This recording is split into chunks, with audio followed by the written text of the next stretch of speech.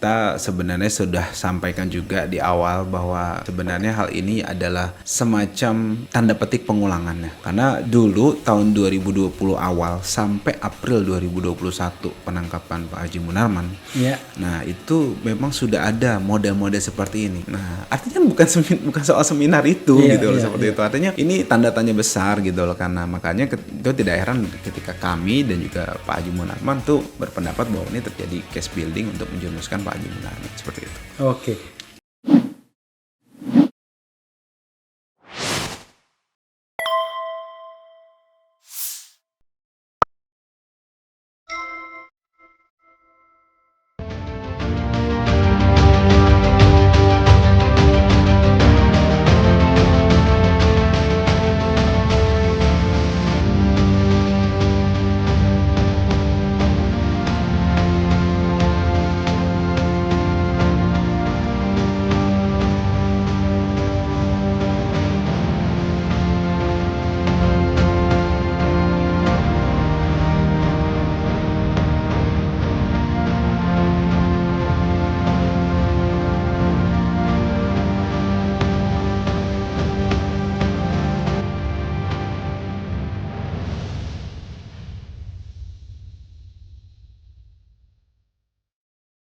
Ya, terima kasih Bang Refli di acara yang sangat hebat ini. Saya bermaksud untuk mengklarifikasi juga tadi. Alhamdulillah sudah diklarifikasi dari press release kita.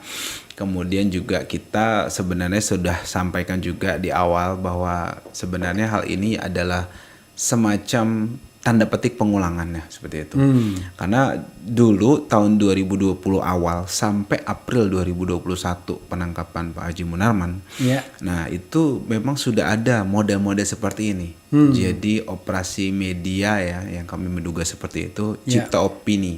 Waktu itu tapi beritanya atau kabarnya itu adalah mengenai Munarman teroris, FPI teroris. Ya. Nah, seperti itu. Digulirkan sedemikian rupa berita-berita sehingga Malah ada paket segala untuk Munarman. ya, ada paket tulisan ini. Jadi dari opini dulu, dari berita dulu, kemudian dari buzzer-buzzer sudah mulai bergerak.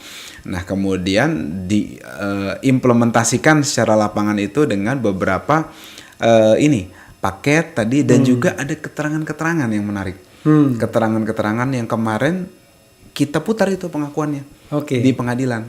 Ada pengakuan saksi AA itu dengan tangan di borgol mengatakan bagaimana dia itu seakan-akan ya mengarahkan bahwa aksi-aksi teror itu adalah arahnya itu karena ceramah dari Pak Haji Munarman seperti itu, arahnya seperti itu dan itu kemarin kita putarkan bagaimana dia mengaku di persidangan bahwa ini baru disaksikan oleh beliau juga gitu kan, oleh Pak saksi itu. Nah, artinya saya mau sampaikan bahwa ini bergerak sistematis gitu kan, makanya kita di sini preventif untuk kita counter sebagaimana memang kewenangan dan juga kuasa yang diberikan kepada kita gitu kan untuk memaksimalkan pembelaan di dalam dan di luar persidangan atas nama Pak Haji Munarman sebagai penasihat hukum beliau dengan tim.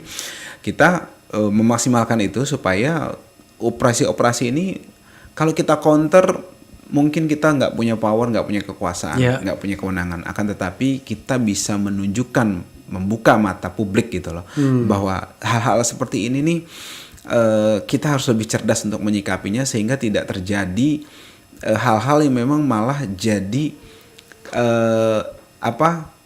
trial by press seperti itu loh. Trial by the press. Iya, kemudian juga ada praduga tak bersalah yang diabaikan di sini seperti itu. Jadi kita bagaimana case building itu dibangun sedemikian rupa untuk suatu tujuan yang itu sangat jahat sekali lah seperti itu kan. Fitnahnya luar biasa gitu kan, bagaimana dibangun suatu kasus itu dengan fakta-fakta yang tendensius dan itu berupa opini awalnya seperti itu. Jadi kan itu awalnya opini yang digulirkan sehingga kemudian di click and match dengan fakta-fakta yang sangat subjektif. Jadi opini itu dipasangkan dengan fakta-fakta yang subjektif, perasaan. Bagaimana bisa ketika Pak Haji, saya kasih contoh, ketika persidangan, bagaimana bisa Pak Haji Munarman menerangkan mengenai satu, tidak ada satu kata pun tersebut daulah, ISIS, apalagi terorisme gitu kan, terkait hal yang negatif maksud saya ya, nggak ada gitu loh. Jadi berita-berita beliau hanya memaparkan bagaimana dokumen NIC, ya bagaimana ya kurang lebih sama lah dengan di RH Channel ya pernah ya. Iya, Rans Corporation, bagaimana agenda-agenda mereka, jangan kita terjebak ke sana gitu kan. Kemudian juga bagaimana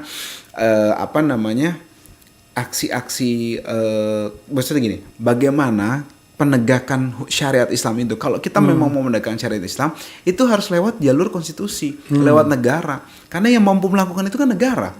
Indonesia sudah mempraktekkan kan, bagaimana hukum perkawinan Islam itu, orang perkawinan berdasarkan agama Islam itu diterapkan melalui Undang-Undang 1 tahun 74 kan seperti itu kan. Nah itu diterapkan, kemudian juga ada beberapa hukum waris kan gitu kan, ada pengadilan agama gitu kan, itu kan lewat negara, kekuasaan negara. Nah Pak Umar menjelaskan bagaimana hukum pidana, hudud dan sebagainya itu negara yang berwenang, nggak bisa kan ormas, pribadi, kelompok nggak bisa gitu kan. Nah itu sama dengan Bung Karno dulu ya Dinda ya, Bung Aziz ya, Bung Karno kan sudah mengatakan kalau kita ingin Islam, nilai-nilai Islam itu diserap di negara, maka banyak-banyaklah mengirimkan legislator Islam ke parlemen.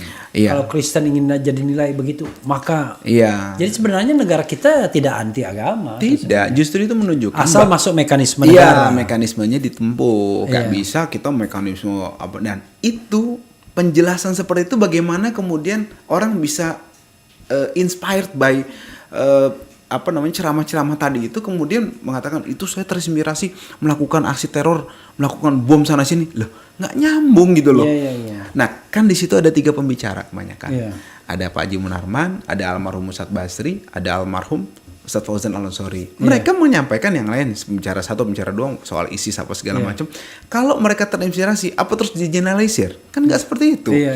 Gitu. Dan ada fakta penting juga bahwa di persidangan itu, saya mau coba hubungkan tadi dengan Cipta Optini tadi.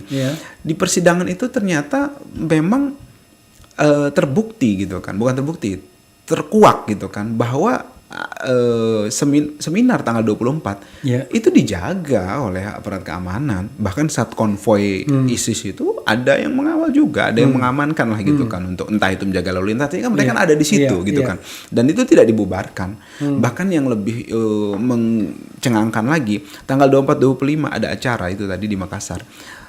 Beberapa hari kemudian seseorang saksi di persidangan, saya lupa AR kalau nggak salah namanya, itu bahkan sampai mendatangi polisi, Polda dan Polres menyampaikan bahwa kemarin ada acara ini Pak, dan itu nggak ada tindakan hukum waktu itu gitu kan, sampai tahun 2021 ini aja kemudian kemarin. Nah kemudian juga beberapa ada yang katanya ikut seminar kemudian melakukan aksi bom di Filipina, kemudian hijrah ke Suriah.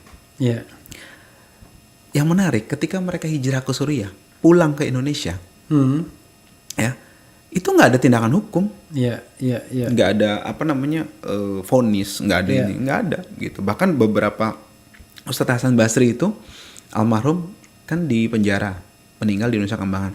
Itu ditahan karena terlibat dalam tuduhan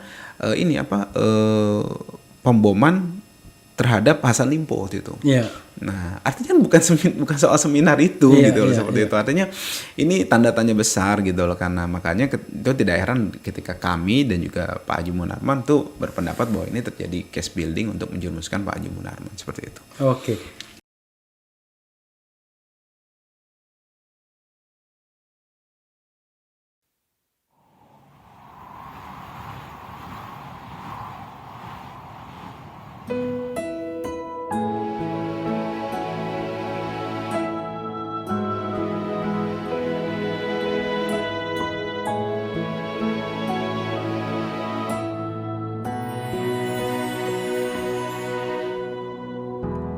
Ketika matahari hanya di atas kepala, panas melelehkan, padang yang luas, tak ada naungan, tapi Engkau pemimpin adil.